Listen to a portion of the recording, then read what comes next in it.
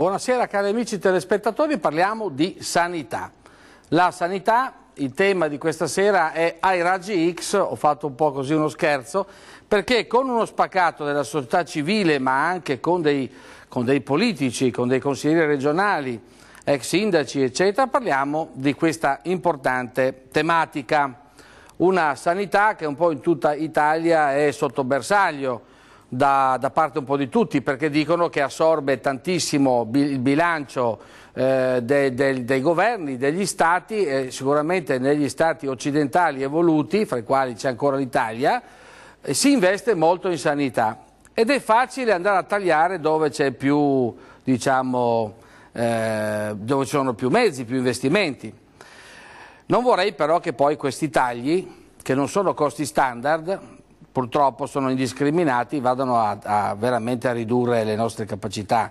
L'importanza dell'Europa rispetto agli Stati Uniti e altri paesi in via di sviluppo è proprio la sanità, le cure sanitarie che sono in parte ancora gratuite. Ne parliamo con gli ospiti in studio, che sono alla mia sinistra Diego Bottacin, consigliere regionale. Buonasera. Verso nord, buonasera, abbiamo Roberto Volpe, presidente delle case di riposo di tutto il Veneto. Buonasera, buonasera. Ingegner Volpe. Abbiamo anche un cittadino che ci ha scritto, che è Fabrizio Scipione, un ex partita IVA, perché abbiamo due cittadini questa sera che ci hanno scritto e quindi la piazza è anche questo, no? Confronto con la società civile. Alla mia destra Roger De Menec, segretario regionale del Partito Democratico. Buonasera segretario. Abbiamo anche un coordinatore dei sindacati dei medici della UIL, Giuseppe Di Sabattino. Buonasera Di Sabattino.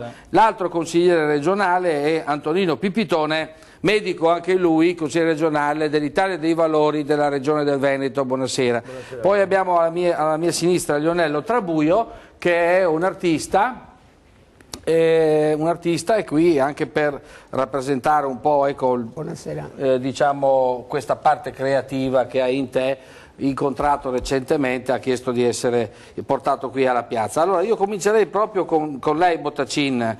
Parliamo di questa sanità. Devo dire per onore di cronaca che ho invitato anche l'assessore regionale Coletto, ma è impegnato, ho invitato anche il consigliere regionale, ho invitato anche tanti altri esponenti del centrodestra che non sono potuti venire, quindi siamo qui praticamente un po', diciamo, sulla sinistra invece che sul centrodestra, però insomma le porte sono aperte. Ecco, facciamo una disanima di questa situazione regionale. La sanità in Veneto è una buona sanità mediamente, era una buona sanità, è una sanità a rischio, perché non è che i tagli non si possano fare, ma tagli fatti senza criterio e senza capire dove si può tagliare e dove invece è necessario investire e dove non va assolutamente tagliato, cioè tagli che colpiscano in maniera indiscriminata, rischiano di di azzoppare definitivamente un sistema che mostra molti segni di crisi, di difficoltà, di criticità. A mio giudizio mi dispiace che manchi qui qualche rappresentante della maggioranza che guida la Regione Veneto, perché a mio giudizio col nuovo piano sociosanitario si è persa un'occasione storica. Erano tutti impegnati. Insomma, impegnati, ho mandato a Bendinelli, ho mandato a, insomma, poi a un certo punto sono anche, sì, insomma, vabbè, comunque voi fate il vostro mestiere. Ecco. Non giudico lei, giudico chi non c'è, no, sì, ci mancherebbe. No, facciamo, io sono stato mi dispiace, ecco, perché sarebbe stato utile avere un contraddittorio. Una sanità moderna, adesso per dirlo in poche parole, ha bisogno di due cose fondamentali. Uno, della dimensione dei numeri. L'alta specializzazione ha bisogno di grandi numeri. Io non posso avere una buona sanità se non ho una casistica ampia e sufficientemente ampia. Per cui la buona sanità, essendo per fortuna in un sistema dove i pazienti, gli utenti si possono muovere con facilità, ha bisogno di avere pochi grandi centri di eccellenza per l'acuzie, per la grande specializzazione, per i casi rari. In altre parole, il Veneto, per dare una sanità di livello europeo, dovrebbe avere un sistema ospedaliero che funziona come fosse un unico ospedale. Può avere anche diversi posti, ovviamente. Noi abbiamo almeno 5 ospedali di grande livello: Verona, Vicenza, Padova, Treviso e Mestre, Venezia. Abbiamo 2 scuole di medicina di grande storia, di grande eccellenza, che sono a Verona e a Padova. Devono diventare una cosa sola, devono diventare un sistema solo, perché la buona sanità nella grande specializzazione deve avere la casistica dei 5 milioni di abitanti. Beh, facciamo parlare un po' anche ai medici, no? Di Sabatino, cos'è che si potrebbe migliorare, cosa funziona nella sanità? Sono anni che i medici aspettano un miglioramento di questa sanità e siamo usciti con un documento che, più che un documento, i medici denunciano il degrado progressivo della sanità pubblica del Veneto, sarebbe un grido di dolore di tutti i medici. Ecco, lei è medico. Io sono medico. Lei è medico di un pronto soccorso. Di un pronto soccorso. Ecco, sindacalista della UIL. Sì. Ecco, ci sono grossi problemi nei pronti soccorsi? Nei pronto soccorsi ci sono problemi notevoli che vengono a monte. Un giornalista tempo fa mi ha detto dove risalgono i mali della nostra situazione, diciamo, sanitaria. Per me risalgono tutti a 10 anni fa, quando a firma dell'assessore leghista fu fatta una delibera, la 3144, che bloccavano le assunzioni. Era il 2005. Dopo questo blocco delle assunzioni cosa è venuto? È venuta fuori un'altra delibera, la 4439, penso, a distanza di tempo, dove si parlava di adeguamento degli organici in funzione dei carichi di lavoro. Ma tutto questo, invece di adeguare nel corso degli anni nei vari servizi... forse non hanno potuto assumere perché c'era il divieto dell'assunzione. Bene, il divieto viene da Roma, viene a monte, c'è il divieto... Quindi non c'entra che fosse leghista? Voglio dire... No, era l'assessore della Lega Nord, non c'entra niente. Se era uno del PD, se il divieto è nazionale non può assumere. Sì, e allora vuol dire che c'è una programmazione a monte, chi c'era al governo, cioè, non si può, cioè, bisogna stabilire i livelli minimi essenziali, bisogna adeguati carichi in funzione dei carichi di lavoro, cioè, non è che la sanità si può inventare, i medici hanno una grossa responsabilità. Secondo lei i pronto soccorsi sono in crisi? I pronto soccorsi sono in crisi da anni, da anni e non c'è una soluzione. È vero, Pipitone, che sono ma in voglio crisi. Concludere, cioè, in tutti questi anni, invece di assumere che sul taglio del personale abbiamo visto che non c'è un riscontro, diciamo, oggettivo, che hanno sanato i bilanci delle varie ASL riducendo il personale è una risorsa. Cosa hanno fatto? Hanno fatto la politica del mattone. Con la politica del mattone, adesso la politica del mattone è finita, hanno costruito altri ospedali. La finanza di progetto, che in un programma precedente noi abbiamo affrontato, quali sono i costi della finanza di progetto delle varie USL. L'abbiamo affrontato, non sì. è stata fatta una politica di integrazione tra ospedale e territorio, se lo è stata fatta io non vedo dei riscontri. La politica attualmente, dell'attuale giunta regionale, lo devo dire, ma non ce l'ho con nessuno, è fatta solo di slogan per l'emergenza urgenza, perché io penso che noi medici siamo quelli che devono essere... cioè gli operatori che devono trovare le soluzioni a cui bisogna dare ascolto, cioè perché la politica regionale è fatta solo di slogan, perché a questo punto il Presidente, gliel'ho detto in un'altra intervista, è entrato in gamba tesa, ha fatto uno scivolone, perché nell'emergenza urgenza, cioè non si può risolvere problematiche dei medici di pronto soccorso dove passano oltre 2 milioni di cittadini veneti con gli steward, mi segue? Con i wifi nei pronto soccorso, con gli erogatori di bevande. Allora la sanità, il pronto soccorso, l'emergenza urgenza ha bisogno di organici, di medici e di infermieri. Dottor Pipitone, lei cosa pensa? Ma penso che su questo c'è stata anche una delibera appunto della Giunta, una delibera assurda, dove per esempio danno un'ora per un codice bianco, entro 4 ore deve essere dimesso oppure deve essere mandato a casa. C'è tutta una serie di, appunto come diceva il collega, di criteri assolutamente inattuabili in medicina, perché chi lavora in medicina sa benissimo che la sanità non è matematica, 2 più 2 non fa mai 4, e un paziente che ti entra per una problematica non sai mai come può finire, quindi dare dei criteri... Eppure, dottor Pipitone, come mai secondo voi ci sono poche televisioni o poche realtà che hanno il coraggio di parlare, e tanti parlano bene però della sanità del Veneto. Ma la sanità del anche dei Veneto, colleghi, anche altre TV, come diceva il collega parlano bene. Bottacin, Quindi ci sarà anche qualcosa di positivo se parlano bene. Allora, la sanità del Veneto ha una tradizione di eccellenza. Questa tradizione purtroppo negli ultimi 10-15 anni è stata purtroppo progressivamente scemando, quindi abbiamo perso qualità. Perché abbiamo perso qualità? Basta un dato che ha dato, questo dato, scusate il gioco di parole, è stato enunciato nel libro bianco dalla Regione Veneto. I veneti che si curano in altre regioni sono in continuo aumento. Noi siamo stati sempre una regione che ha molto attirato i pazienti da altre regioni e ancora c'è un saldo attivo, cioè quelli che vengono qua sono sempre più di quelli che vanno fuori. Questo significa che la gente che viene comunque in Veneto porta ricchezza, perché comunque le nostre casse regionali vengono poi pagate per queste prestazioni. Paradossalmente negli ultimi anni c'è una fuga di veneti che vanno da altre parti. Le faccio un esempio: vanno in Emilia per esempio per l'ortopedia, vanno in Lombardia per la riabilitazione cardiologica, in Friuli per l'oncologia. È stato proprio uno studio... Il Friuli è un polo nazionale. Vabbè, ma noi siamo il Veneto, abbiamo l'Istituto Oncologico Veneto. Cioè, tu devi investire per creare eccellenza. Cosa è successo negli anni sostanzialmente? La politica del centrodestra, perché ci sono delle responsabilità, le cose non succedono mai per caso, ha preferito fare delle scelte anche di apicalità, cioè di primari, di strutture eccetera, di un certo tipo. Nel senso, hanno preferito magari mettere più una persona più accondiscendente, magari politicamente o più amica, piuttosto che mettere i grandi nomi.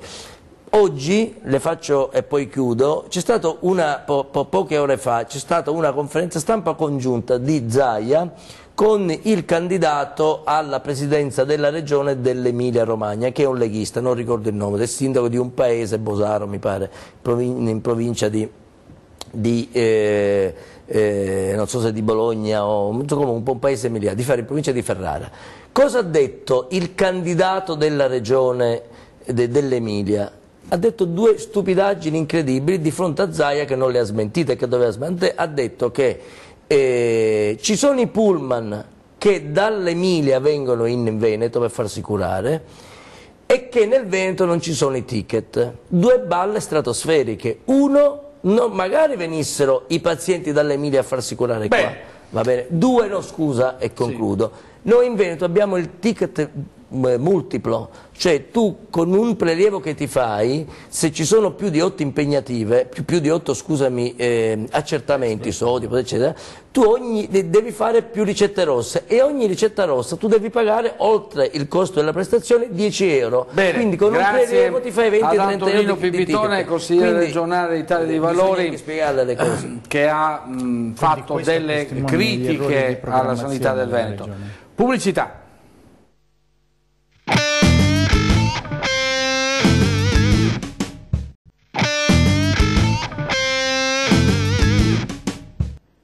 Roger Domenech, la vostra proposta alternativa alla sanità attuale? Ma io credo che dentro il tema della sanità si racchiude un po' tutto il modo di amministrare del centrodestra in questa regione. C'è un centrodestra ricco di annunci ma che fattivamente non applica nessuna vera riforma. Allora, come è vero che storicamente si ha un'idea positiva della sanità, è altrettanto vero, e qui insomma le testimonianze sono chiare, che negli ultimi anni c'è un decadimento della sanità veneta. Perché c'è il decadimento? Cosa manca alla Regione per essere ancora competitiva su questo mercato rispetto all'erogazione del servizio pubblico? Manca la capacità di cambiare, perché giustamente oggi il modello sanitario è in evoluzione. Se tu hai una regione che non risponde ai bisogni dei cittadini e quindi che non mette al centro i cittadini ma mette al centro, esemplifico, i consigli di amministrazione e quindi le poltrone da assegnare, tu hai una regione che arretra da un punto di vista della qualità del servizio che dai cittadini. Perché quando si manda fuori un piano sociosanitario e poi lo si disattende completamente con le schede, col finanziamento, con la pianificazione e la programmazione, è chiaro che è una grande occasione mancata. La sanità oggi in Italia e nel mondo è fatta di grandi centri di eccellenza, quindi della concentrazione del sapere, e dall'altra parte di una capillarità nel territorio dell'assistenza e del servizio ai cittadini. In Regione Veneto questo processo è completamente bloccato. Noi abbiamo bisogno di avvicinare la sanità ai cittadini sulla normalità del servizio che dobbiamo rendere giorno per giorno, e quindi qui a cascata c'è tutto il sistema dell'organizzazione, dai medici di base ai servizi di pronto soccorso, eccetera eccetera, e abbiamo bisogno di stimolare le grandi eccellenze, perché ovviamente il sapere non può essere diluito in troppi posti. Cosa ha fatto la Regione in questi anni? Si è concentrata da una parte, ripeto, sui consigli di amministrazione, quindi io lo dico in maniera brutale, sulla gestione del potere di fatto più che del servizio, e dall'altra con le grandi infrastrutture, ovviamente con tutte le opacità. Hanno fatto ospedali in project financing, in progetti di finanza, quindi con un modello tutto veneto e con una caratteristica veneta di investimento pubblico anche per tratti opaco, e soprattutto che ha appesantito il bilancio. Perché quando tu fai progetti di finanza in cui i rendimenti sono di gran lunga superiori a quello che ti avrebbe costato prendere i soldi da Cassa Depositi e Prestiti, in media più del doppio, perché i mutui? il rendimento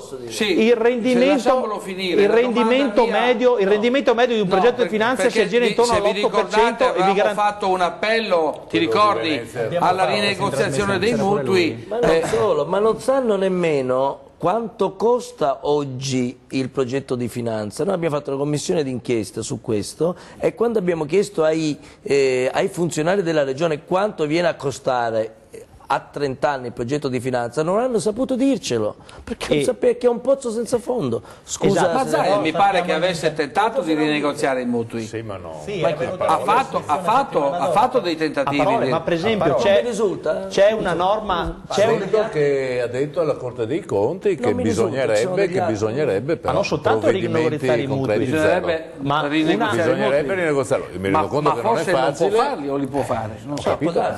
Ma io ricordo a tutti. I contratti sono... Sì? Hanno fatto i contratti, Ma le i contratti aziende chi li ha fatti? la Regione Veneto. Quale politico l'ha fatto? No, le hanno fatte I singoli direttori generali. Ma con quale gestione? Con quale gestione? Con la gestione centrodestra Galan. Con la gestione Galan. PDL Lega, voglio dire, non è che Galan, mi pare che il vicepresidente Zaia, vicepresidente, si chiamasse Zaia, il vicepresidente era vicepresidente, se non ricordo male, ecco, magari era Zaia, mi pare. No, ma chiedo perché la gente a casa sappia, no, i contratti li hanno firmati poi il direttore generale, ma ci sono stati gli uffici della regione competente, delle commissioni particolari che hanno analizzato le cose. Anche là, nella nostra commissione d'inchiesta regionale, non siamo riusciti a capire poi alla fine chi aveva la responsabilità, e noi abbiamo cercato, in questo compreso il collega Bottagini ed altri, di cambiare le regole di questo meccanismo, in cui chi fa una cosa si assume la responsabilità e poi ne risponde. Per serietà bisogna dire che non è facile, cioè, quando io ho un contratto in corso, rinegoziare un contratto non è un'operazione semplicissima. Devo dire che Zaia ha annunciato più volte la volontà di provare, però provvedimenti zero. Ci sono due grandi componenti dentro il progetto di finanza: la quota di ammortamento, diciamo gli interessi che paghi per i soldi che ti hanno prestato, e la quota dei servizi, no, che hai concordato. Ecco, la quota di ammortamento vale per la regione circa più di 29 milioni di euro all'anno, 29.600. Sono tanti. Sull'altra c'è una legge dello Stato che obbligherebbe, uso il condizionale, tutti gli enti locali a ridurre le quote di servizi del 5%, qui c'è una legge che è in vigore. Ovviamente la regione su quella quota oggi non l'ha fatto.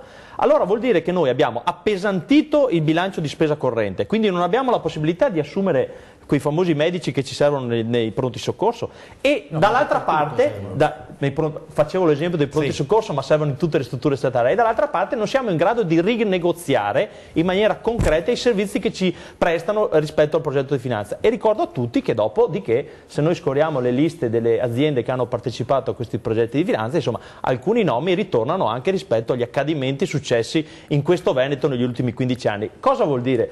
Vuol dire che il grande pericolo, e io vorrei lanciare un messaggio. Però, segretario, non si può fare un processo alle intenzioni. No, io non faccio processi, io sto devo dando prendere dei le dati. distanze da quello che ha detto, nel senso che Io parlo dei dati perché mi interessano di più. E quell'altra roba è un'altra roba. Perfetto. Che ma non io, mi risulta a me non interessa sinceramente, non interessa avere qui oggi il giudizio finale della magistratura rispetto agli atti amministrativi della regione, non mi interessa, però una cosa deve trasparire in maniera chiara: chi dovrà governare il futuro di questa regione dovrà avere il coraggio di rimettere in discussione queste tematiche, altrimenti noi, quello che serve ai cittadini, e quindi una rimodulazione dei servizi che vanno dal servizio ospedaliero all'assistenza, alle lungodegenze, eccetera, eccetera, non riusciremo mai a farla. Allora, questo è quello che ci interessa, soprattutto perché dobbiamo trasformare l'analisi di quello che non è stato fatto nelle proposte che dobbiamo fare nei prossimi mesi e nei prossimi anni. Io chiederei a Roberto Volpe com'è l'evoluzione invece della situazione sociale più che sanitaria, perché nel suo ambito sono le case di riposo, però una riflessione va fatta anche sulle associazioni di portatori di handicap, sull'handicap in generale, su tutto il disagio sociale, ecco, della Regione Veneto. Com'è la situazione? Io credo che fortunatamente stiamo criticando un modello che però rispetto ad altre realtà siamo fortunati un po' tutti ad essere in questa regione, giusto criticarlo, giusto fare le osservazioni. Io sono particolarmente preoccupato invece di un altro problema, che il fatto di concentrarci sistematicamente sulla sanità stia in questo momento facendo pagare un prezzo al sistema sociosanitario che è assolutamente fondante ed è un pilastro sul quale, se non ci fosse questo modello, la sanità spiegherebbe su se stessa. Tutto quello che è l'extra ospedaliero. Voi pensate, in Veneto ci sono 500.000 anziani ultra 75 anni. Di questi 500.000 anziani ultra 75 anni, più di 300.000 sono oggi stimati essere anziani soli. Le strutture residenziali, che oggi non si chiamano più case di riposo perché qualche anno fa abbiamo tentato di lanciare un messaggio, si chiamano centri di servizi, assumono complessivamente 32.000 posti letto, ben oltre la capacità ospedaliera. Non sono posti letto che si occupano per qualche giorno, ma per lunghi periodi, rispondono ad un bisogno che la comunità ha, hanno costi di gestione che cominciano a diventare e sono importanti perché l'aggravamento della tipologia dell'utente è sempre maggiore, l'evoluzione della medicina ci fa pagare un prezzo importante nel nostro mondo ma anche nel mondo della disabilità, si vive di più, c'è bisogno di un dopo di noi più importante e noi tutti questi cambiamenti che ancora negli anni 90 erano statisticamente previsti non li abbiamo colti, li abbiamo lasciati lì a giacere ed oggi viviamo di una cattivissima programmazione del sistema. Oggi non è possibile pensare che ci siano ancora strutture residenziali da 3-4 posti letto, basta interrogarci in questa sala, chiedere chi di noi in una condizione di bisogno oggi andrebbe a dividere un letto di una stanza con un estraneo.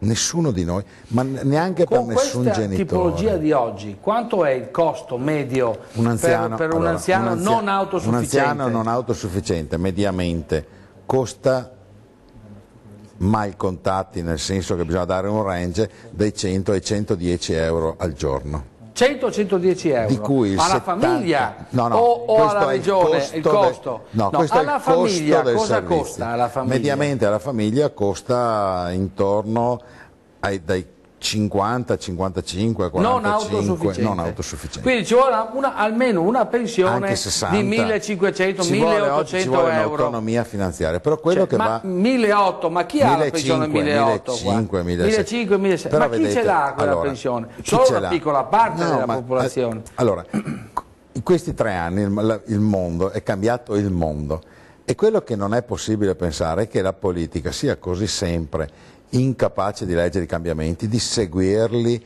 velocemente, di cogliere. Faccio un esempio. Quando noi parliamo che un anziano oggi costa 110 euro al giorno, quindi mediamente un anziano costa in termini di gestione 3.000 euro, noi andiamo a sommare da dove arrivano queste potenziali risorse. Allora, una risorsa sono i 50-49 euro che ci dà la Regione. l'indennità di accompagnamento di cui molti godono. Stiamo parlando di due entrate pubbliche. La pensione dell'anziano, terza entrata pubblica. Quarta parte, l'integrazione delle famiglie, che oggi sta venendo a mancare pesantemente. L'intervento eventualmente dei comuni è ancora parte pubblica. Allora noi non stiamo immaginando che nel momento in cui questo sistema pubblico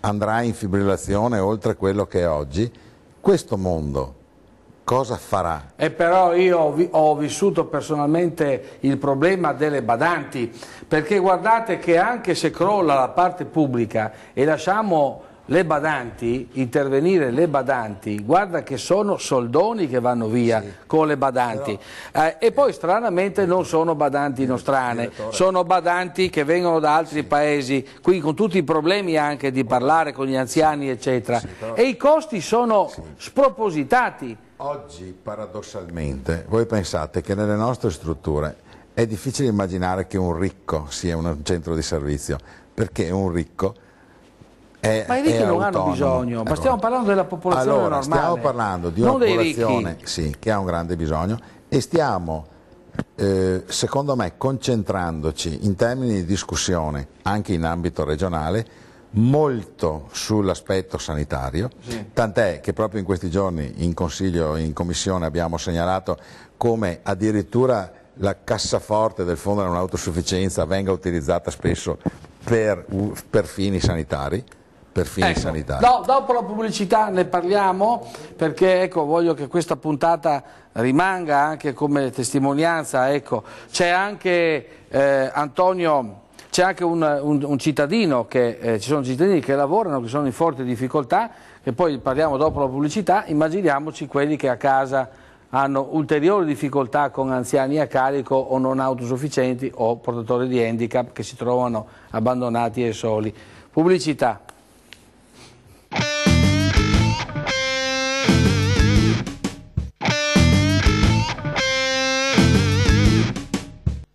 Ancora alcune considerazioni libere sulla sanità, prima di dare la parola ai due ospiti esterni, se volete fare ancora delle riflessioni. Sì. Allora, un primo tema è sicuramente quello dell'alta specializzazione dell'ospedale.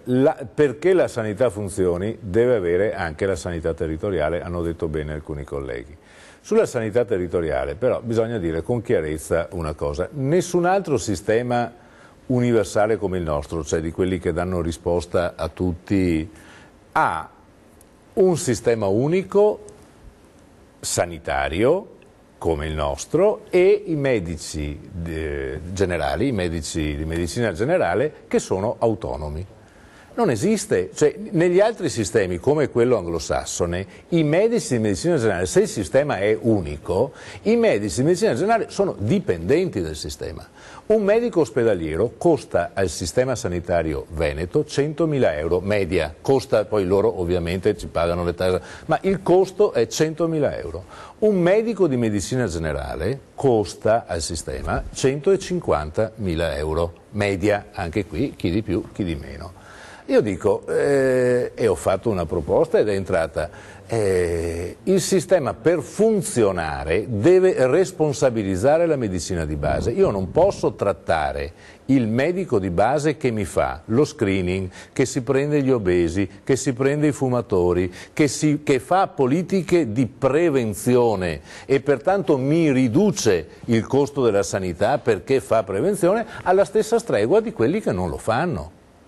Io devo avere un sistema che responsabilizzi anche da questo punto di vista, per cui così come devo riorganizzare la sanità ospedaliera sulla base di grandi numeri, non posso più avere centri in nascita con 80 parti all'anno, non esiste. Grazie, poi sentiamo anche di Sabatino e De Menech. Bottacina ha posto un problema serio. Guardate, c'è una regione che sta facendo le riforme, sta provando a fare delle riforme purtroppo solo annunciate contro i dipendenti sanitari, i dipendenti o i medici sostanzialmente. Infatti c'è una rivolta dei medici, proprio di tutti i medici ospedalieri e medici di famiglia, contro la regione perché a impegni presi su riforme, tipo dovevano essere stanziati 170 milioni di euro per riformare il sistema di assistenza dei medici di base per i pazienti, quindi con ambulatori dedicati eccetera, che non andavano ai medici questi soldi, che sia chiaro, servivano per le strutture, va bene, per infermieri eccetera, che sono stati disattesi, quindi è stato annunciato, conferenze stampe e poi non se ne fa nulla. Su quello che diceva il collega Bottaccini sui medici di base, io starei un po' più cauto, nel senso non è che i medici di base, i medici di famiglia è gente che non risponde a niente, no, rispondono a dei criteri chiari di indirizzi di politica sanitaria, ecco, tanto per chiarirci. Ma non sono Dopodiché si può discutere sistema. della tipologia del contratto, ma quello che conta è la funzione, voglio dire, che fanno i medici di famiglia. E noi abbiamo una struttura. Ma lui diceva anche che non facciano la libera professione, no? Ma se sono dipendenti, che facciano i dipendenti. Quello è un altro discorso, ma dipende. Allora, chi è dipendente ha maggiori garanzie di chi è convenzionato. Allora, se noi entriamo nel contenzioso dei contratti, la gente non capisce più niente, diventiamo una cosa sindacale. Noi dobbiamo, secondo me, attenerci a politiche sanitarie. Io penso che un sistema come il nostro, anche in Veneto, io sono un medico che lavora nella struttura pubblica, io difendo la struttura pubblica e mi impegno per la struttura pubblica e ritengo che la sanità debba essere una sanità che lo Stato deve garantire ai cittadini. Oggi in Veneto purtroppo a parole è così, ma nei fatti gran parte delle famiglie la sanità oggi se la paga. Gli esami del sangue, le ecografie, le radiografie. Aspetterebbe troppo. Aspetterebbe troppo, no? Ma perché col reddito che hanno, anche se il reddito è un reddito medio, certo. Va bene, e anche gli esenti ticket, tante prestazioni se le devono pagare. Di Sabatino, e là bisognerebbe aprire un confronto. Allora, da quello che è stato detto, quindi rafforza sempre di più questo grido di dolore e di degrado progressivo della sanità pubblica nel Veneto. Sanità di eccellenza però è in degrado. Ci sono errori di programmazione, di organizzazione, gestionali che va a cascata dalla regione fino alle aziende sanitarie, ognuno con il proprio grado di responsabilità. E qual è la soluzione? La soluzione è quella degli operatori, dei medici, che possono dare, però il nostro Presidente, voglio vedere se si degna di ricevere tutti i sindacati, sono 12-13 sindacati che hanno firmato un documento su tutti i quotidiani della regione Veneto, vediamo se il nostro Presidente si degna di riceverci per dare delle soluzioni. Quando avete chiesto l'udienza? La chiederemo, lui ha detto sul TG3, ha detto che incontrerà i sindacati, chiediamo l'assessore. No. Per quanto riguarda le case di riposo, per quanto riguarda... Scusa, non gliela chiedi, vieni qua in trasmissione, gliela chiedi in trasmissione, chiediamo, poi se non te la dà, poi volevo dire, per quanto riguarda il sociale, i medici di base vanno difesi, perché i medici di base lavorano, non è che non lavorano, ma quanta burocrazia hanno, e poi stanno trasformando medici ospedalieri e medici di base per ragionieri, sui tagli, dobbiamo sempre tagliare, risparmiare, ma non si può risparmiare sulla sanità, sui bisogni della gente. Per quanto riguarda il sociale, lo Stato dovrebbe garantire, uno Stato democratico, uno Stato civile, dovrebbe garantire il sociale. Non si può tagliare 46 milioni di euro o forse più per il sociale. L'anziano ha bisogno di essere curato. Ma perché hanno fatto i tagli principali sul sociale? No, ci sono oggettivamente i dati numerici, i dati finanziari di quest'anno non ci sono. Forse li hanno recuperati, dovevano recuperare. Anche quest'anno il Fondo Nazionale anzi è stato incrementato rispetto al le risorse a disposizione. Quindi sono dati giusti o non sbagliati quelli? Il Fondo della non autosufficienza del 2014 regionale è superiore al fondo del 2013 per effetto di maggiori risorse venute dal Fondo Nazionale. Ah, quindi non ci sono stati tagli? No, per maggiori dove risorse. Dove hai scoperto che sono stati tagli tu di Sabatino? Sei lui? Allora, tanto per essere chiari, sono stati fatti dei tagli, dovevano essere successivamente reintegrati da uno stanziamento che doveva fare lo Stato. Vabbè, non mi risulta se di fatto non ci sono stati tagli, allora se capisco. Il problema qual è? Bisogna dare informazioni giuste, però. Il problema scusate allora sono arrivati ad oggi ci sono meno fondi dati al sociale, va bene? Sì. C'è una promessa di ripristinare questi fondi, ci sono le associazioni che non hanno. Allora non confondiamo sociale da sociosanitario, io parlo del fondo sociosanitario, il sociale è un'altra partita. Vogliamo chiarire le cose, se non ci capiamo. Allora, del bilancio della regione circa 15 miliardi di euro, mi rivolgo ai cittadini, circa 8,7 miliardi, se non sbaglio, 100 milioni in più, 100 milioni in meno, sono dedicati al socio sanitario, cioè sociale e sanitario. Noi abbiamo come dire, un sistema in cui il sistema sanitario e il sistema sociale sono integrati, va bene? Per fortuna, io direi una cosa positiva questa, va bene? Di questi fondi, di questi quasi 9 miliardi, circa 850 sono per il sociale, quindi per l'assistenza sociale, anziani, soggetti disabili, eccetera. Il resto è tutto per la sanità. Tanto per essere, quest'anno al sociale erano stati tagliati inizialmente, mi pare, circa una quarantina di milioni, che dovevano essere ripristinati e che fino a quando è andato via l'assessore Sernagiotto questi soldi non erano stati dati. Non è un caso che tante associazioni di disabili eccetera, aspettano i contributi, hanno sospeso, hanno licenziato, quindi stiamo attenti. Io non so poi che dati hai tu. Il dato di bilancio 7,21. Posso 7,41. dire, ho capito, nel bilancio so che questi soldi comunque ad oggi in gran parte non sono arrivati. Bisogna non confondere, bisogna non confondere. Quindi distinguiamo il fondo sociale e il fondo sanitario. Siamo di fronte a una popolazione che a casa deve capire. Il fondo sanitario comprende il fondo per la sanità e il fondo per il sociosanitario. Allora, il fondo regionale per la non autosufficienza ammonta a circa 740 milioni di euro, che quest'anno è leggermente superiore all'anno scorso, per quello che ho detto, per effetto di uno stanziamento maggiore del fondo nazionale per la non autosufficienza. Questa è la competenza. Infatti, che poi la parte legata al fatto che ci sia il flusso finanziario pari alla competenza, questo lo sappiamo, la crisi della finanza pubblica porta un ritardo sistematico nei pagamenti. Ci sono, arrivano i flussi finanziari alle strutture in ritardo rispetto a quelli che sarebbero i tempi corretti ad avere esposizioni finanziarie e quindi oneri sui bilanci. Questo è un po' tutti i settori. Però vedete, quello che secondo me oggi vale la pena sottolineare è questo: bisogna che ci rendiamo conto che tutto quello che siamo capaci in termini di programmazione di spostare dal sanitario al sociosanitario comporta una grande riduzione di spesa e un beneficio nei confronti dell'utente. De Menech, prima della pausa pubblicitaria. Credo che dentro questa affermazione ultima ci sia anche una prospettiva di futuro rispetto alla sanità, perché abbiamo detto quello che non va in Veneto e dobbiamo anche pianificare quello che è il futuro. Cioè spostare le partite di bilancio dalla fase acuta della malattia alla prevenzione sul territorio, alle lungodegenze, consente al sistema di risparmiare denaro senza diminuire i servizi.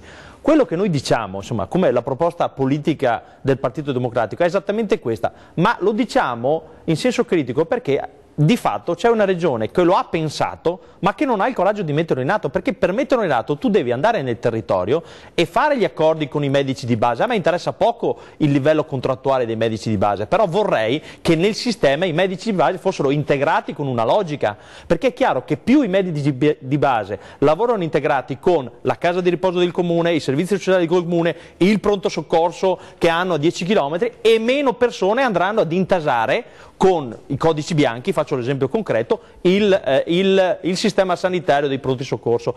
Tutto questo però si fa con una regione che deve prendere in mano la situazione, con un po' di coraggio e determinazione sul fronte della pianificazione. Cosa vuol dire? Fare gli accordi dei comuni, fare i poliambulatori, vuol dire investire in quel tipo di sanità che è capillare sul territorio, e secondo me vuol dire, da un punto di vista politico, essenzialmente una cosa: mettere al centro delle tue politiche sulla sanità il cittadino e il servizio che devi dare al cittadino, mentre oggi io noto che al centro delle politiche della sanità ci sono i progetti di finanza, ci sono i consigli di amministrazione, ci sono le nomine dei direttori generali, le nomine dei primariati, ci sono cioè tutto quello che è la parte che non è il servizio dei cittadini, che non è il compito della politica. Allora, se noi per un attimo ci mettiamo nei panni dell'anziano che ha un problema e che ha tutti i martedì mattina da fare il prelievo di sangue, avviciniamo quel servizio, risparmia il servizio sanitario e risparmia l'anziano, perché lo facciamo nel poliambulatorio in convenzione con il comune, insieme ai medici base, con l'infermiere che fa l'assistenza con i medici base.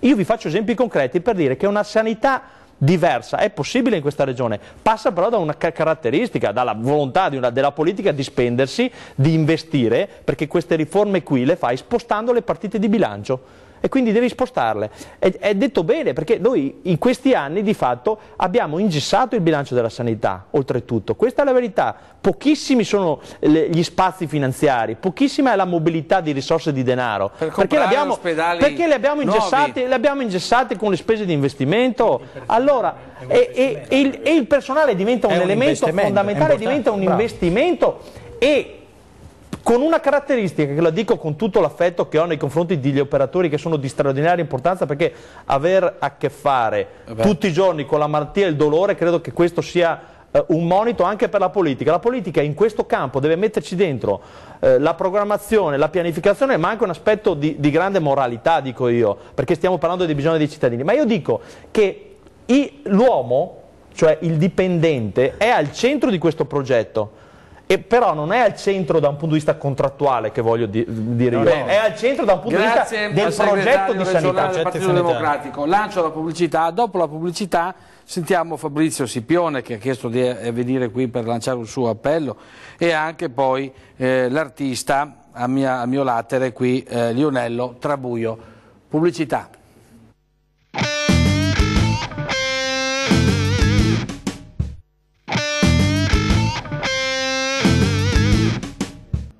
Lionello Trabuio.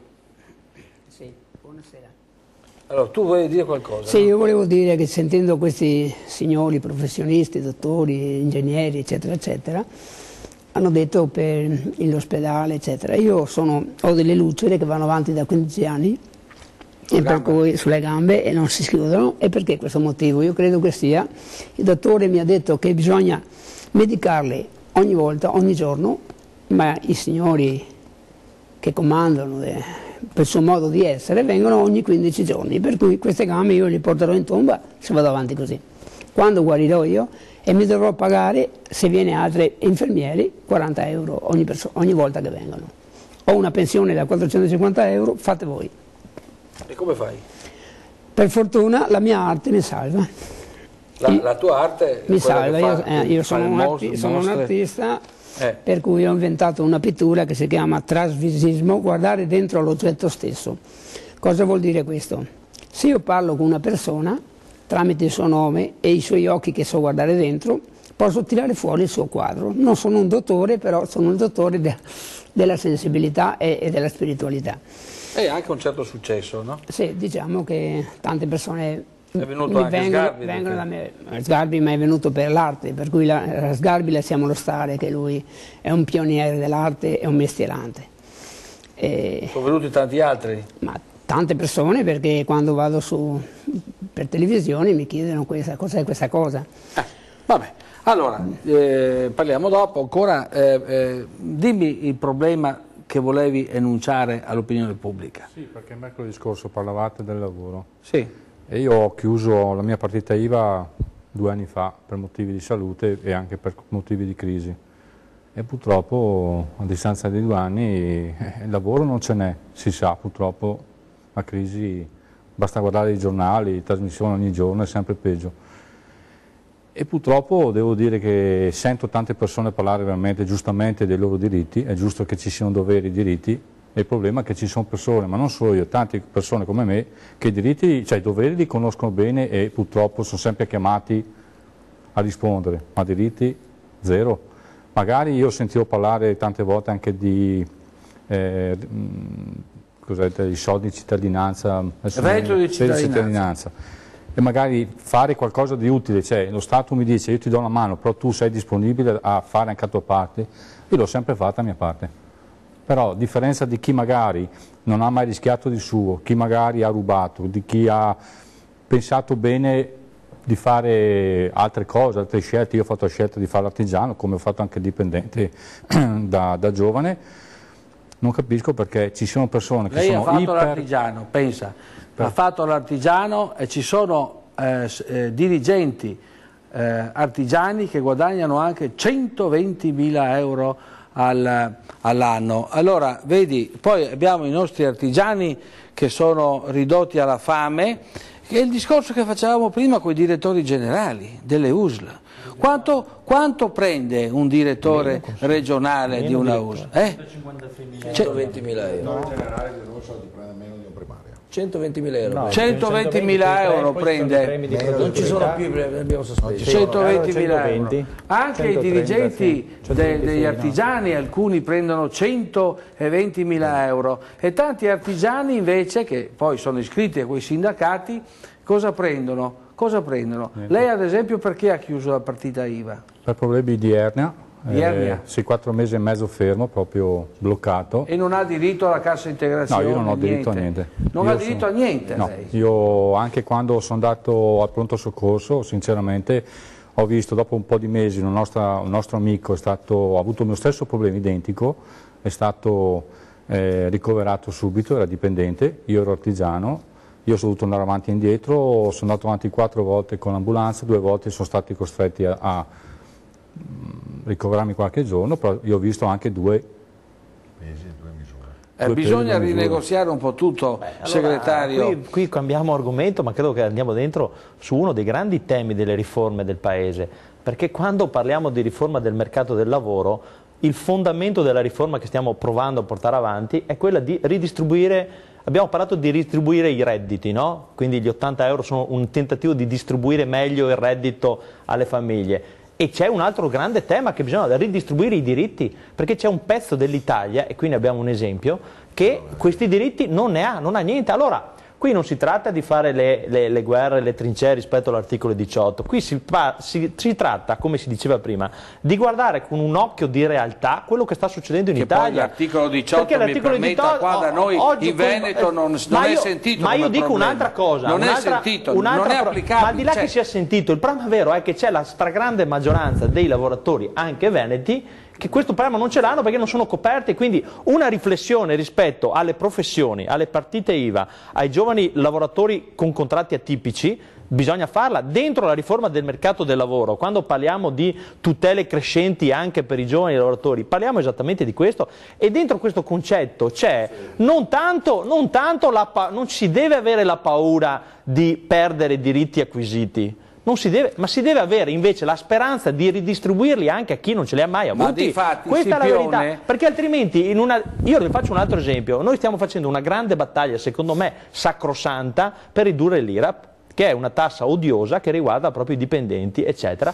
Nel Veneto io mi sono permesso, proprio dentro le discussioni della legge di stabilità, di dire: guardate che c'è anche un pezzo del mondo produttivo che si chiamano gli artigiani, che spesso nel Veneto non hanno dipendenti, che di questa manovra non se ne fanno nulla, perché ovviamente non hanno capacità di riduzione, ovviamente, non avendo dipendenti. Allora anche qui bisogna far avere una rimodulazione di queste agevolazioni, perché sennò corriamo il rischio che l'azienda da 50 dipendenti ne abbia un bel beneficio, ma quel artigiano capillare che ne ha magari 1 o 2 o 0 non abbia assolutamente nessun beneficio. Che tratteremo con i candidati alle primarie del Partito Democratico molto presto. Devo dirle, segretario, come le ho detto anche prima, che ho ricevuto delle mail anche dal Partito Democratico e delle mail che mi chiedevano: ma perché lei non porta in studio anche gli altri candidati che contenderanno lo scranno ad Alessandra Moretti? Io ho detto: faremo una serata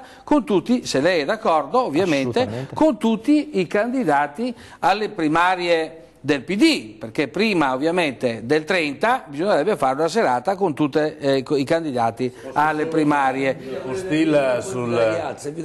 No, io inviterò anche, io invito quelli del centro-sinistra, ovviamente, quindi anche lei, però lei è già invitato. Vede, lei si lamenta, ma è già invitato stasera qua. Era una battuta la mia. Solo una battuta, se mi permette, direttore, perché tra questa redistribuzione dei diritti c'è anche un'altra grande famiglia, cioè tra pubblici dipendenti e dipendenti. Cioè, la redistribuzione dei diritti deve davvero diventare una battaglia formidabile, perché abbiamo gli autonomi verso i dipendenti che hanno diritti completamente diversi, i grandi autonomi verso i piccoli, ma anche i pubblici dipendenti verso i dipendenti privati, che sono due mondi completamente diversi con regole di tutela completamente diverse.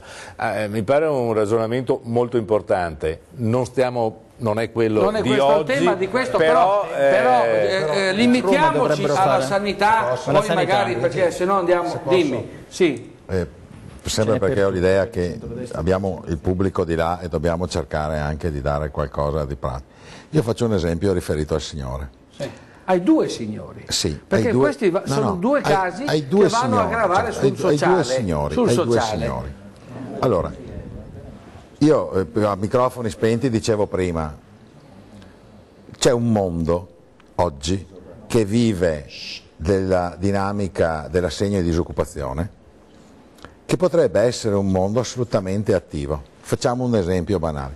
Questo signore, se avesse una indennità di disoccupazione, l'ho detto lui, io in cambio di un aiuto per la mia situazione darei qualcosa. Oggi invece noi abbiamo un mondo a cui diamo assegni di disoccupazione e non chiediamo niente. Quell'esempio che faceva prima il signore, perché nella logica, sarà che noi nelle strutture siamo abituati a gestire anche il centesimo, però nella mia mente corre l'idea di dire perché devo pagare un infermiere che mi costa 55 centesimi al minuto, deve partire in macchina, fare il tassista, arrivare a casa sua a medicarlo. Se questo signore, a cui stiamo già dando una mano in teoria, avesse la disponibilità, questo in termini di aiutiamo lui, va a casa a prendere lui e lo accompagna in ospedale a fare la medicazione, abbiamo ottenuto che cosa? Che lui la medicazione l'ha ricevuta, lui ha restituito qualcosa in cambio dell'aiuto che ha ricevuto dallo Stato e in questa economia abbiamo tutti fatto economia. Pagati e basta. No, in questo momento vengono pagati in via cronica in ospedale.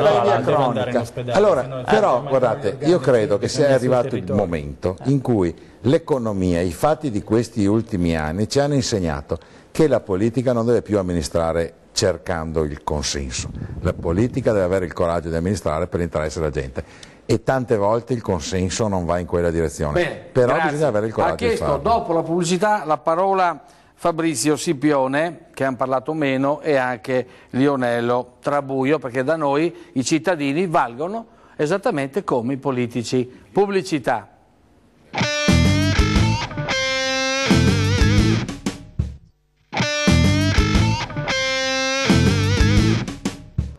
Fabrizio Scipione, hai chiesto la parola prima. Sì, no, solo su due cose. Sulla riforma del lavoro non sento parlare, cioè sento parlare che se uno perde il lavoro viene poi, perché proprio non ce l'ha, quello viene dimenticato proprio automaticamente. L'altra cosa è una richiesta, capire come mai in questo paese qua la riforma fiscale non si riesca a fare. Cioè, secondo me il problema principale di questo paese, visto che ho lavorato per tanti anni sia come artigiano, ma è la riforma fiscale, che non se ne parla e non si fa. Cioè, c'è nero, benissimo, facciamo sì che la gente possa scaricare le spese, che il dipendente, non solo l'artigiano scarica il furgone, ma anche che il dipendente possa scaricare una parte della macchina, visto che la usa per andare a lavorare, la benzina, tante cose. Viene l'idraulico, fate manutenzione, benissimo, puoi scaricare la spesa, invece è proprio... Poi dopo si lamenta che c'è il nero, ma a qualcuno fa comodo, sicuramente non a me, e neanche a quelli come me che si ritengono persone oneste. Sicuramente fa comodo a chi ha la possibilità di rubare. Ma ce n'è sempre meno adesso di nero. Questo non lo so. Stiamo attenti che non è che giri tanto nero. Non mi pare che sia guarda che tutte quelle persone di cui parlavo io prima, che prendono l'indennità di disoccupazione, e voi pensate che i 6 mesi stiano a casa o vanno al mercato a fare quello è un problema reale. Quello è un problema reale. Fare concorrenza a lui. Allora, Lionello Trabuio. Allora io volevo dire, l'arte lasciamo la parte per un attimo, ma questo mi interessa molto parlare con questi signori perché Perché se ti vogliono trovare basta che vengano alla trattoria Canareggio qua a Rovarè, dove lui risiede praticamente. 5 mesi fa sono venuto in casa di cura a Monastier e voglio dirvi che è una delle meglio che c'è in giro a livello professionistico.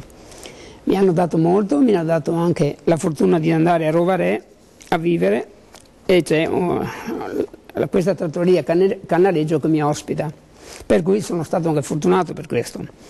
Un'altra cosa, Per fortuna ho anche 2 infermieri che non vogliono i soldi subito, perché se vendo quadri posso vivere, altrimenti dovrei chiedere anch'io di aspetta, perché i soldi, gli artisti sapete che si vedono soltanto dopo la morte, dicono no, ma gli altri però non te. E così vorrei ringraziare Gianni e Libaldo e la trattoria Canareggio, grazie. Ecco, grazie, io ti ho promesso che ti portavo alla piazza. Allora, segretario, questo è uno spaccato della società civile, sì. È molto importante che rimaniamo sempre molto umili e vicini al nostro popolo, io sarò sempre dalla parte dei poveri.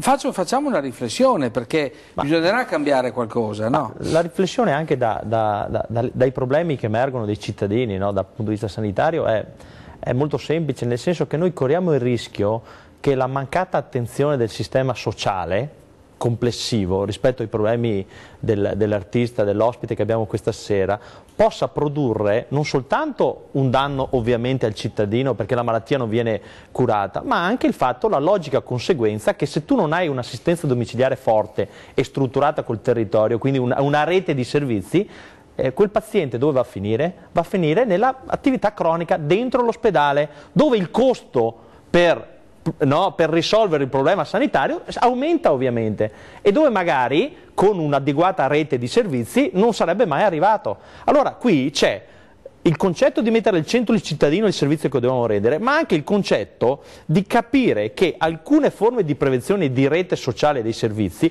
consentono comunque al sistema di fare anche economie. E quindi questo però il problema vero è che per mettere in moto questo meccanismo ci vuole che la politica ci investa. Renzi, io ho visto che la ascolta, ho visto che la ascolta quando viene qua in Veneto. Sì. Adesso secondo me una delle grandi possibilità sarebbe proprio quella di mettere mano a questa riforma di quelli che apprendono la disoccupazione, perché poi nel 2017 finisce. Ho scoperto che finisce nel 2017. Allora, dentro la riforma o la cambiamo, perché... ma non ci sono solo la riforma della contrattualistica dei mercati di lavoro, del mercato del lavoro, ma c'è anche tutto il welfare e tutte le indennità di disoccupazione, eccetera. Dentro la riforma del lavoro c'è tutto, e è chiaro che anche qui passa da un sistema di rete e di grande collaborazione fra gli enti locali. Ma non si è fatta ancora. Io vi dico un esempio. Si farà o non si farà? La delega, adesso noi ci siamo dati l'obiettivo che entro Natale deve passare al Senato. Abbiamo grosse difficoltà che non nascondiamo, però siamo anche determinati. Quindi c'è anche quella possibilità di riforma? Sì, e poi ci sono i decreti da fare immediatamente che il ministro Poletti ovviamente ha già nel cassetto, ha già pronti per mettere in moto, perché si crea un meccanismo anche qui, non è solo un problema di natura economica, c'è anche un problema di dignità sociale di chi riceve quei 700 euro. Guardate che parcheggiare gli uomini e donne per una vita in cassa integrazione produce un pezzo di società che non ha nessuno stimolo a contribuire al benessere. Allora come vorreste cambiare queste leggi qua? Il sistema degli ammortizzatori sociali non produce né il ritorno dell'azienda sul mercato del lavoro e nemmeno il ritorno del lavoratore sul mercato del lavoro. E allora noi non li formiamo, non li impegniamo. Dobbiamo agire con delle norme che fra l'altro nel passato c'erano e non abbiamo applicato, perché quando i comuni hanno a disposizione le famose liste di mobilità avrebbero, apro e chiudo le virgolette, l'obbligo di fargli fare lavori di utilità sociale pubblica, no? Ma quante volte lo facciamo? Lo dico da sindaco, 10 anni del mio comune, pochissime volte. Pochissimo, io spero che siano... perché allora dobbiamo fare una manovra incisiva, e qui mi riallaccio anche alla forma dello Stato, e dobbiamo anche come Stato avere il coraggio di incidere rispetto alle politiche, perché se alcune forme, modelli di sanità da una parte e di welfare dall'altro, cito l'assistenza sanitaria, sociosanitaria da una parte, o gli sportelli del mercato del lavoro che oggi sono di carattere provinciale, non funzionano. Dobbiamo avere il coraggio di riprenderci e di dare delle direttive più precise, perché altrimenti... Ma quindi non è vero che dopo il 2017 non ci sarà più la cassa integrazione? No. Viene solo modificata. Viene modificata la forma e si sta tentando di introdurre dei meccanismi più orizzontali, cioè che coinvolgono anche quelli che non ce l'hanno oggi, e quindi non solo il classico... Ma c'è anche quella, perché stanno sentendo tanti anche impiegati, dipendenti degli enti pubblici, eccetera. C'è la possibilità di andare in part-time per quelli che sono vicini alla pensione, in maniera che poi gli altri, i giovani, possano entrare? C'è la possibilità in questa riforma? Nella riforma Madia del pubblico impiego c'è un'altra cosa ancora, c'è questa possibilità, ma c'è un'altra cosa ancora importante rispetto a quello che diceva Diego prima. C'è finalmente una vera mobilità del personale pubblico. Cioè, un altro dei problemi è che oggi abbiamo cristallizzato il dipendente pubblico, no? Adesso noi dobbiamo avere la capacità, il mercato dei fabbisogni cambia, no? Cambia nella sanità, cambia dappertutto. Dobbiamo avere la possibilità che se uno faceva il lavoro A per 20 anni, dobbiamo avere la capacità di riconvertirlo, se quel lavoro A non esiste più, di riconvertirlo, riqualificarlo e fargli fare un lavoro B. Ecco, dentro la riforma della legge Madia, della riforma del pubblico impiego, c'è anche questa possibilità. La possibilità di andare a part-time? La possibilità anche di spostare. I dipendenti ad pubblici. esempio, un caso tipico come Fabrizio Scipione o Lionello Trabuio, che lui ha la fortuna anche di arrotondarsi con l'arte, ma magari Fabrizio no. Ecco, un caso come questo delle partite IVA, ce ne sono tantissime che mi stanno ascoltando, ad esempio con la riforma poi come verrà tutelato? Noi stiamo cercando di introdurre il reddito, quello che alcuni chiamano di cittadinanza, noi chiediamo di reinserimento, eccetera, eccetera, cioè dei meccanismi di compensazione per quelli che il lavoro non ce l'hanno perso, non ce l'hanno mai trovato. Però con una pregiudiziale, però, che non può essere assistenzialismo. Non possiamo più finire dentro dare dei soldi senza nessuna utilità. Scipione... E ci devono essere due cose: utilità pubblica, quello che dicevi tu prima, e formazione, perché lasciarli a casa a far niente non troveranno mai lavoro. La parola la partita IVA e poi sentiamo i due medici. Ecco, dimmi. No, assistenzialismo io non ne voglio. Non ne vuoi assistenzialismo? No, io voglio la possibilità di poter ritornare a lavorare. Sì. Però purtroppo a 52 anni è difficile che ti prendano. Anche le donne, bisogna pensare anche alle donne che sono ancora più in difficoltà. Tutto l'attuale sistema di ammortizzatori sociali è di impronta assistenziale. Io, come dire, mi si apre il cuore a sentire le cose che dice Roger Domenech. Mi auguro davvero che ci sia la forza di farlo, perché le resistenze a questi cambiamenti vengono in maniera molto trasversale, a destra e a sinistra, e sono poderose. Però se non cambiamo questo meccanismo, il Paese... Solo per fare una brevissima considerazione, che così capiamo... E dopo chiudiamo con i due medici. Sì. Voi pensate oggi un anziano nel primo bisogno riceve l'assistenza domiciliare gestita dal comune, aumenta un po' il suo bisogno, interviene l'URSS con l'assistenza domiciliare integrata. Sto parlando di soggetti compartimenti stagni. Terzo bisogno, comincia l'aspetto domiciliare, è ancora poco, comincia a frequentare un centro diurno. Altro soggetto. Poi arriva che ha bisogno della struttura residenziale di noi, la casa di riposo, oggi centro di servizio. La pubblicità, dimmi, finisci veloce. Non abbiamo fatto di questo, abbiamo lavorato con il soggetto, in 4 soggetti che non ci parliamo, non ci conosciamo, con 4 persone diverse. Una centralizzazione. Se ci fosse la gestione unica. Bene. Grazie. Pubblicità, poi sentiamo i due medici che sono presenti. 365.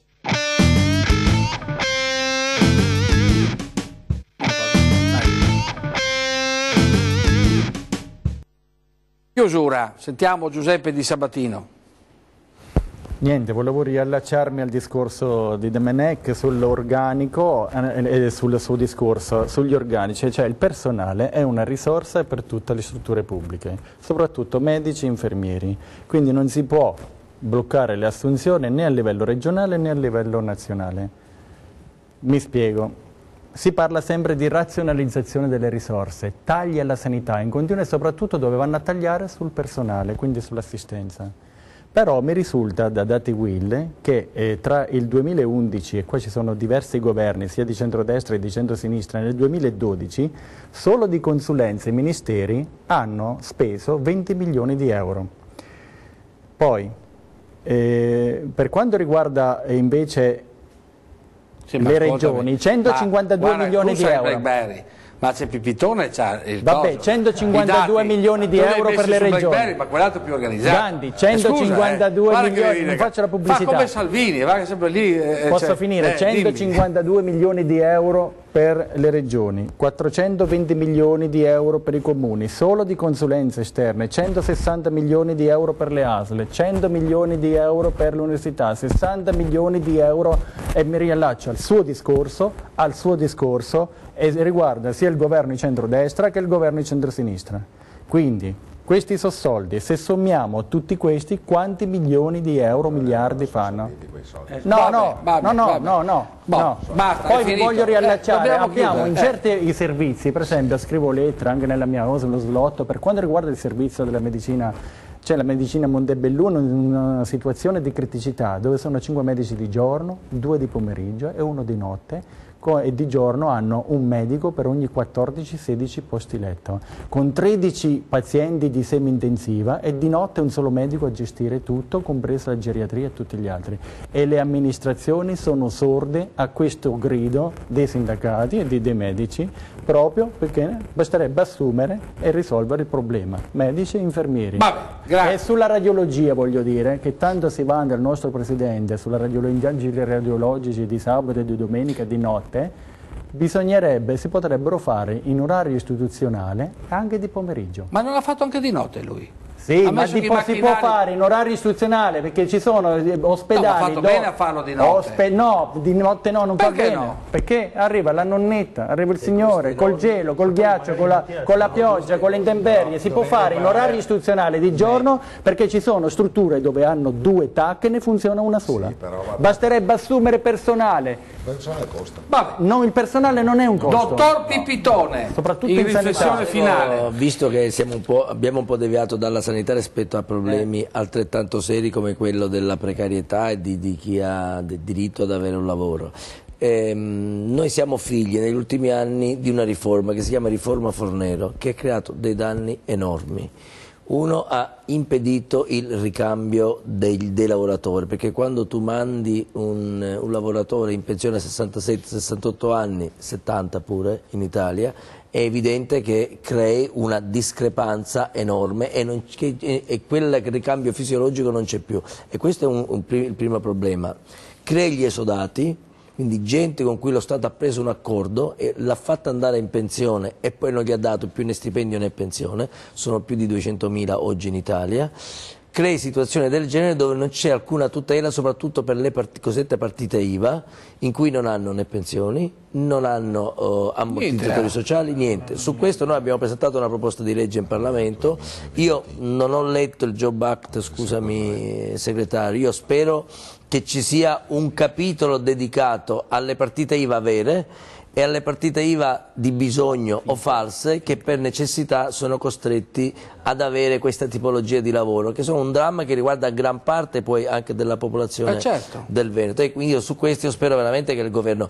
Mi fa piacere quello che ha detto, e chiuso, quello che ha detto il segretario, perché penso che bisogna cambiare il modo di vedere un po' tutte le cose, un po' tutti i meccanismi. Gli anni sono passati, non possiamo più pensare di avere sistemi assistenziali, sistemi sanitari che difendano cose ormai che sono indifendibili. Avrete modo quando faremo la puntata sui candidati in Veneto alle primarie. Direttore, in Veneto noi veramente possiamo cambiare veramente, dipende dai cittadini, perché c'è un meccanismo ormai di incrostazioni che si è creato che va rotto.